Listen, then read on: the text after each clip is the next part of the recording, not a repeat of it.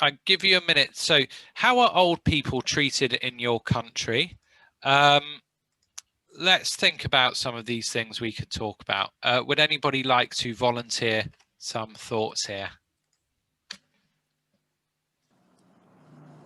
Yeah. Yeah. Start with the old people treated in my country, Indonesia. The old people normally live together with their family members, like sons or daughters, or even their grandchildren. So they still have the family connections with their family members. On the other hand, like in the Western countries, like such as Australia, normally the old people, they are sent to the nursing homes. Um, so they might be visited by their family members occasionally, like once a week. So I think that's the difference. Which system do you think is better? I do prefer the systems in my country because as an Asian, I still believe that we have to live together with our parents as like old people in this case, because we would like to pay back as a respect for whatever that they have done when they raising up us as a from when we were kids. Done as they were raising up us. Okay, brilliant, Harriers. Why do you think this has happened in Australia or the UK? We do it in the UK too. Well, in my opinion, I think it's because of the culture and also because of the living costs. It's quite expensive in here in Australia, and I presume it's the same way in the UK. So it What might. is yeah. Okay, good.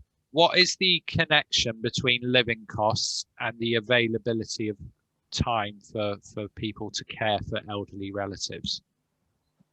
I suppose the children have to work and then they have no time to take care of their parents or the old people. So that's why they send them to the nursing homes. As Indonesia becomes more developed and living costs rise, do you think this will happen there as well? Probably in the future. Yeah. Like for example, like China, they are getting more developed, and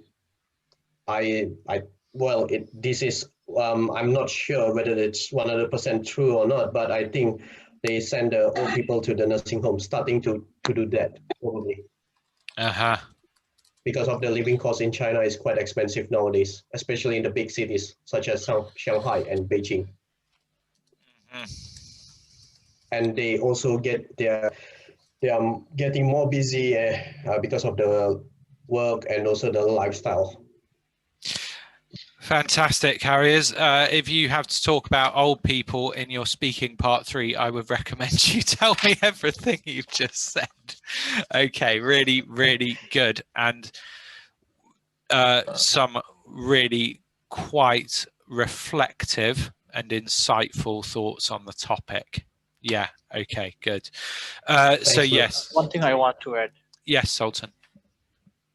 Like in your country, when people become aged, they always get service fast, like compared to like young people.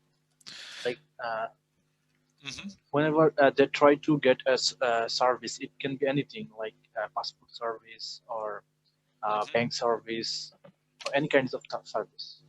So they always get fast the service. Okay, we could describe them as prioritized. Yeah, priority. Yeah, or priority service. Why do you think they do that in Bangladesh? It comes from a respect, I think, and actually consider of their health, age. Okay. Do you think old people should expect to be treated like this? Yeah, I think because whenever we try to go to take a service, we have to like stand in a queue, and it's so like tough for aged people. Hmm. Hmm. Okay, so yeah, yeah, okay, brilliant. Why might it be difficult for old people to stand in a queue for a long time? Because as I mentioned, they have fragile health condition often. So whenever they try to stand in a queue, maybe they will be sick, or and it's like they don't have a good health condition, so it's so hard for them to stand in queue. Hmm. Hmm. Yeah, yeah. Okay, okay, good, good, good. Yeah, absolutely. So quite a respectful culture for old people there in Bangladesh then. Brilliant, Sultan. Really good. Great, guys. All of the things that you are saying are absolutely things that you should talk about, and you have developed really nicely. So really good. Would anybody else like to contribute some thoughts? Anybody? I have an idea. I mean, like, Uh-huh. yeah, a thought about. I think there's like a significant, big difference with the culture. It's because of the financial capabilities. That's a big factor, I believe. So in first world countries, since they can afford to pay for nursing homes, whereas like in developed nations, we can't really afford, like, we'd rather keep that money than pay the nursing home. We'd rather just take care of the elderly on our own than like pay someone to do it for us. Hmm. Hmm. I think that's a factor why. Yeah, yeah, yeah, absolutely, absolutely. So costs, yeah, costs are also related here. Absolutely.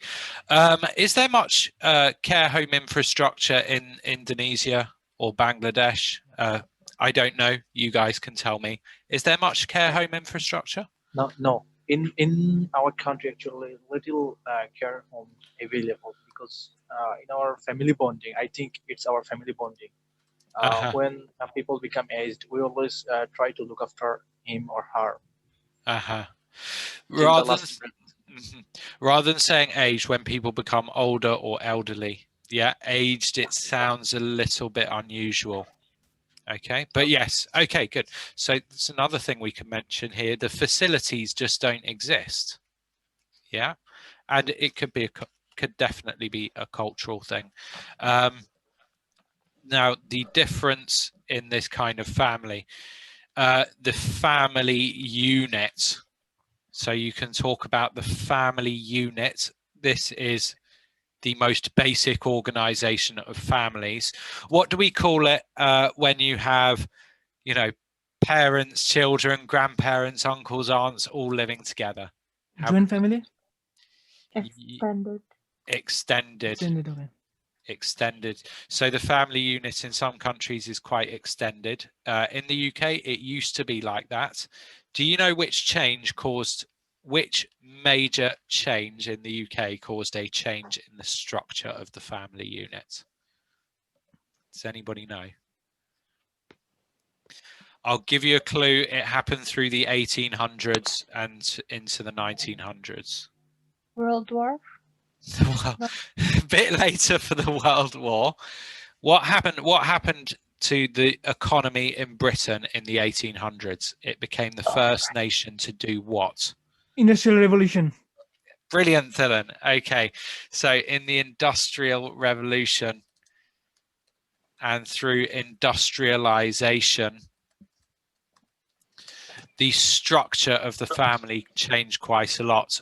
What do we call it when it's just parents and children all living together in one house, no extended family? Nuclear family? Good.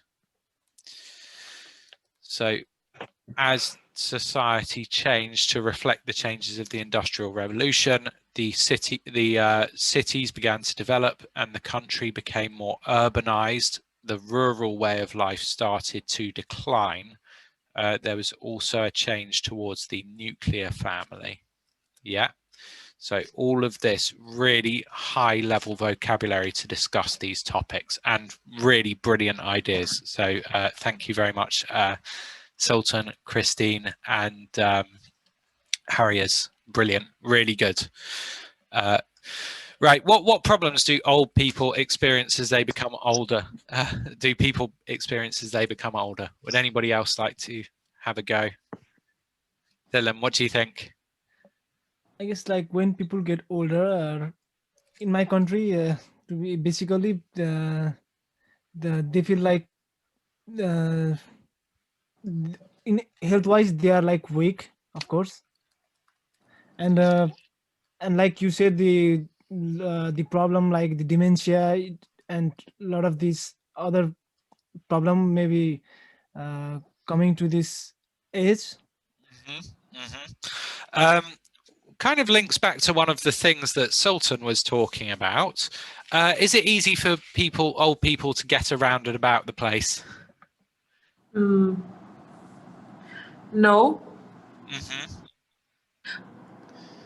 For me, like I think one of the problems for elderly people is their peers are, I don't know how to express it, like their peers are dying. So people that they grew up with, they had friendship long term, then they start dying one by one, and they start losing hope towards life. That's one of the, I would say, mental issues that people experience. Okay. And the fact of being helpless in a way that they're not being useful, like they're not working, they're not earning. That kind of that also causes them to. It's a kind of a problem for elderly people. What is the name of the condition? The sense of I don't know, sense of. Yes, what is the name of the medical condition? Somebody has low mood, they may not wish to eat. Depressed? Okay. Is it depressed? Yeah, so they may start experiencing things like depression. Yeah. Yeah, that could be an issue. How does their mobility affect this? The mobility will affect their social life and daily life as well, because they will not be able to perform as much activities that they used to. That will cause them to. That will actually again affect their health. Like they will experience a decline in their health. Okay. Yeah. So this mental health and physical health and people's well-being are often quite related. Yes. So decline in health. Yeah. Fine. So as you say, their peers may start dying. Is it easy for them to go out and find more people if they have mobility issues? Yeah, because of the mobility, and that will cause them depression at the end. So mobility issues, yes, can be isolating. Yes, people can feel isolation. Yes, okay. Isolation, one of the issues. Okay, what do I mean by isolation? If you feel isolated, means they will not be able to meet people. They will not be able to socialize. So they will be alone, away from the people. Okay, good. That's the word we're looking for. If you feel isolated, you feel alone. And yeah, if you have mobility issues, if all of your children have gone to work in the major city because you live in an industrializing country and everybody migrates to the city to work, this could be quite an isolating experience for old people. Yes. Yeah, okay. Okay, brilliant. Loads of stuff to talk about. Well done, guys. Really, really good. Families or government, who should be responsible for caring for old people? Who thinks families? I think family. Okay, why? Because the main purpose of people, I mean, the people in general, they have children is because they want them to take care in their elderly age, elderly years. They actually depend on support, their support. It doesn't really mean that the financial support, but their social support. Yeah, I think the families are the ones that they have to take care of the elderly people. Okay, good. Does anybody think the government should have a responsibility? I think it depends on actual situation. Like in our country, as I mentioned, we have great family bonding. So I think in our circumstance, family can be responsible for this. But lots of country in the world, actually, they don't have like so many care homes. So in this time, actually, government can take some steps to them. Okay, so it depends on people's ability. Yeah. Provide if the social system fails. So if the social system in Bangladesh fails, the social support, let's call that. So it sounds like in Bangladesh, the whole of society is geared up to supporting old people. If that social support system fails, then it's time for the government to step in. Yeah, maybe. Yeah, in our country is like normally we always take care of our old elder parents. But in case if some of the, because there might be problem and they don't want their old parents, normally when the son get married and what do you call the wife of the son, if she don't want to stay with their family, then she might say, we don't want these old people, we want, I'm not gonna stay, I can't live with them and anything. If there is some trouble, something like that, then at their case they might take this her father-in-law or mother-in-law, they take it to the old care, which is taken care by government for free of cost.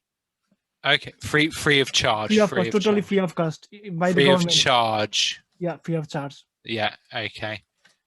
Wow, so quite a good system in Nepal for caring for old people. Yeah, but normally we don't have that problem. Expensive. But yeah, in case if there is some problem came up like this, then there is always the government. Okay, so the wicked in-laws starting to kick you out. Yeah, okay, and then dumping you on the government. It's sad reality. Yeah, it is sad. Sorry, we shouldn't laugh, but you know, it's could be quite a problem. It is sad.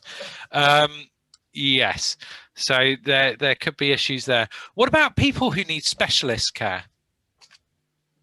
Could you, for example, let's say that, and I hope it doesn't happen, but let's say you were looking after your elderly parents and they started to develop problems like mobility issues or dementia.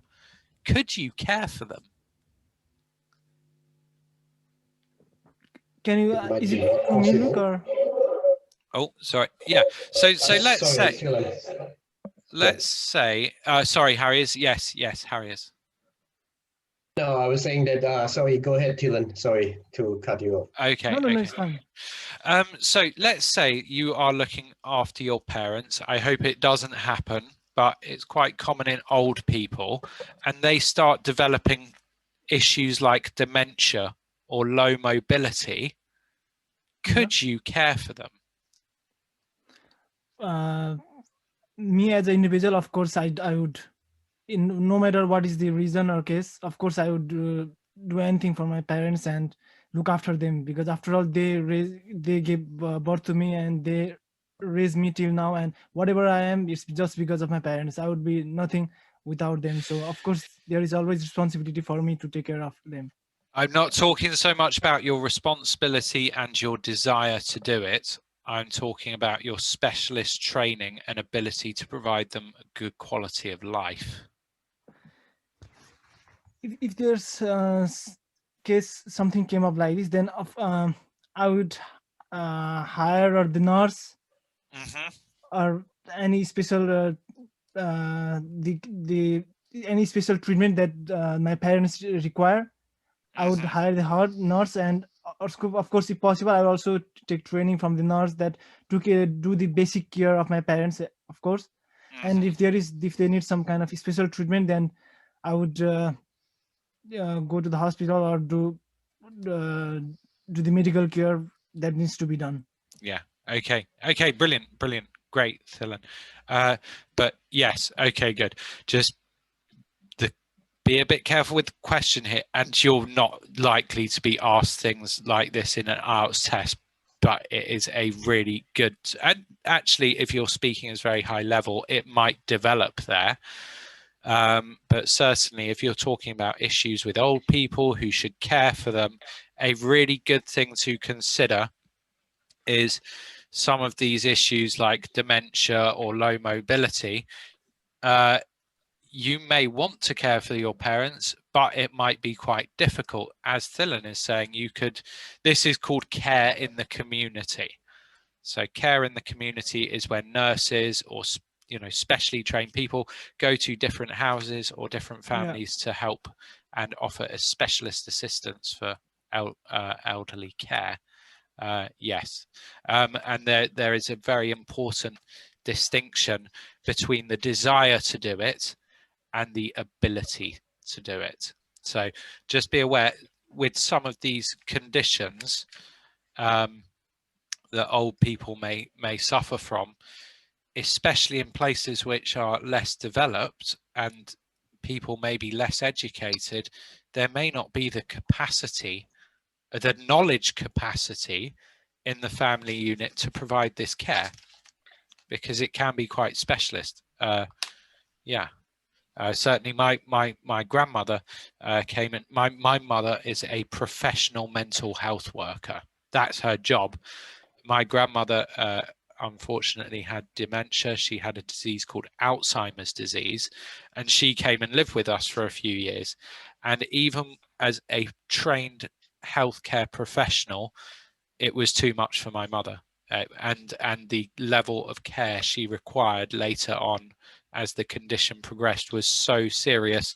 They would have had to rebuild the house to provide for her, and unfortunately she had to go into care because we could not provide the level of assistance and support that she needed. So it's a difficult decision. But yeah, quite high. These kinds of discussions are really quite high level, and they open up a huge amount of vocabulary.